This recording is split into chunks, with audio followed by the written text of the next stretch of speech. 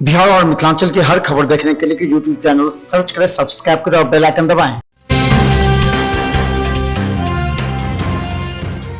Mithila news में आपका स्वागत है। मैं हूं मनोज और बता दें शिशु विभाग में है। शिशु विभाग में पिछले कुछ दिनों से बच्चे की मौत की सूचना के बाद दरभंगा के सांसद गोपाल जी ठाकुर और एमएलसी जो अर्जुन सहनी आज यहां पर निरीक्षण के लिए आया। अर्जुन सहनी के साथ धर्मशीला गुप्ता उन्होंने निरीक्षण किया है, जो अधीक्षक से बात की है कि आखिर क्या कारण है।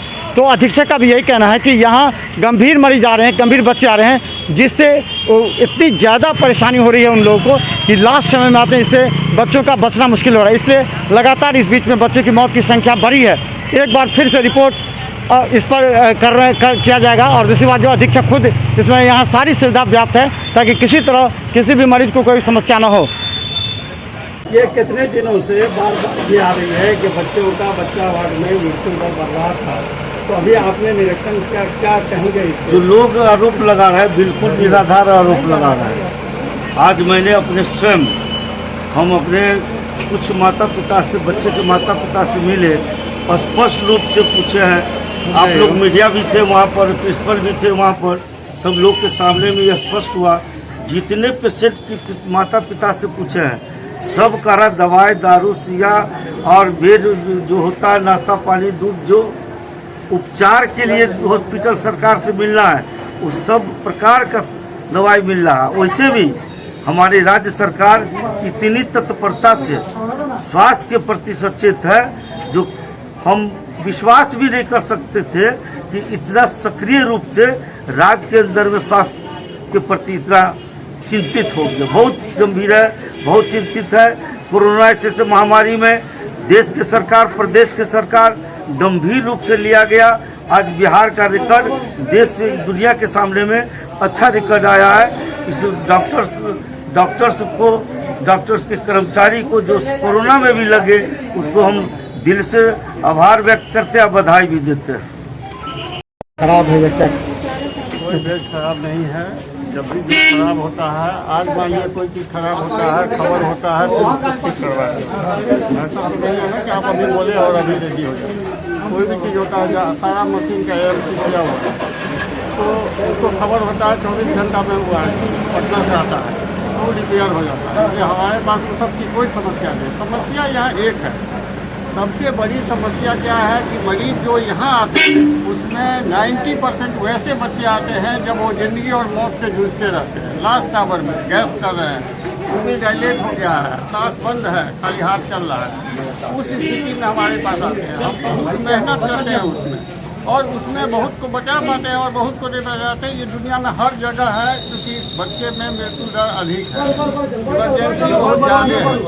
यदि यह मैसेज पब्लिक में जाए कि आप बिना विलम्ब के यदि तबीयत खराब हो तो आप अस्पताल पहुँचे, तो हम समझते हैं कि उसमें हम 75% को बचा पाएंगे। अभी यदि जो मरीज आते हैं उसमें मृत्यु दर 50% भी हो सकता है, इसलिए कि वैसे स्थिति में हमारे पास आते हैं। किस तरह के मरीज बच्चे में किस तरह की बीमारी अभी देख रहे हैं जिससे गंभीर अवस्था हमारी किस तरह के आ रही है? बार बार आते हैं जिस टाइप का मान लीजिए कॉम्प्लिकेटेड निमोनिया हो गया, हार्ट डिजीज है, गाँव में पहचान नहीं पाया, सर्दी खांसी का इलाज कराते रहा उसको हार्ट का बीमारी। वो बच्चा जब हार्ट फेलियर में चला गया तब मेरे यहाँ निमोनिया है, जब वो निमोनिया का शुरू में इलाज नहीं हुआ वो मस्तिष्क में चला गया, मेनिंजाइटिस हो गया उसको, तो हम सीरियस हो गए। यदि वो सेप्टिसीमिया हो गया, यानी यदि निमोनिया हुआ उसके पूरा बॉडी में ब्लड फैल गया तो सेप्टिस हो गया। तो ये सब चीज़ क्या होता है कि टाइम से वो बीमारी तो बैठा नहीं रहेगा, वो बढ़ते जाता है, वहाँ उसको पता नहीं लगा। वो सर्दी खांसी का इलाज कर रहा है, यहाँ हार्ट डिजीज, जब यहाँ आता है तब देखते अरे तो हार्ट फेलियर में बच्चा था, उसको डेक्सोना एंटीबायोटिक होके जा रहा है। तो दिक्कत यहाँ पर है कि काउंसलिंग इस चीज़ का होना चाहिए, मैसेज ये जाना चाहिए मरीज में कि आप एक दिन ठीक है तबीयत खराब हुआ, गांव में दिखा लिया, लेकिन दूसरे दिन बच्चे गड़बड़ है तो आप तुरंत रस कीजिए। ये नहीं कि अब 7 दिन हो गया, 15 दिन हो गया, तब हमारे पास लाद के ला रहे हैं लास्ट आवर में, तो उसमें तो खैर जितनी मेहनत से बचने वाला है वो बचा पाते हैं। अभी आपकी क्या क्या प्रॉब्लम, बेसिक जैसे बेड की कितनी कमी हो जाती है और क्या क्या दवा की भी? अभी मेरे पास बच्चे वार्ड में कोई प्रॉब्लम नहीं है, बेड का भी हमको कोई कमी नहीं हुआ। जब वायरल फीवर भी हमारे पास 108 आए को हम सबको बेड दे दिए। मेरे पास 12 बेड बना के रखा हुआ है। अभी उतना मरीज ही नहीं हुआ कि हम उस साइड में मरीज को रखें। उसमें सारा प्लान किया हुआ है, ऑक्सीजन पाइप सब लग गया, बेड लगा हुआ है। जब उससे अधिक मरीज होता तो हम उस साइड में रखते। तो हमारे पास बेड की कमी नहीं है, दवाई हमें मिल रहा है, डॉक्टर हमारे पास हैं, स्टाफ का भी अब कमी नहीं है। तो हम नहीं समझ रहे हैं कि अब कुछ दवा का अस्पताल में सुन रहे हैं कि कुछ कमी हुई है, जिसके लिए हमने PMICL को रिक्वेस्ट लेटर भेज दिया है कि उसको सप्लाई करते हैं। और जो कुछ और कमी है उसके लिए हमने लोकल लेवल पर लिख दिया है कि आदेश की प्रत्याशा में हमें चाहिए। ऑक्सीजन पाइपलाइन अब बेड तक पहुँचे मेरे यहाँ पास ऑक्सीजन पाइप पूरा हो गया। अब तो मेरा प्लांट भी बन के तैयार हो गया है। जिस दिन भी उसका प्योरिटी टेस्ट हो जाएगा हम मरीजों पर लगा पाएंगे। ट्रायल ले चुका है, ऑक्सीजन निकलना शुरू हो गया है, 90% यहाँ दिखा रहा है। प्योरिटी टेस्ट होने के लिए कलकत्ता गया हुआ है, उसका प्योरिटी टेस्ट आ जाएगा कि मरीज पर यूज कर सकते हैं, तभी हम उसका उद्घाटन के लिए सरकार को लिखेंगे।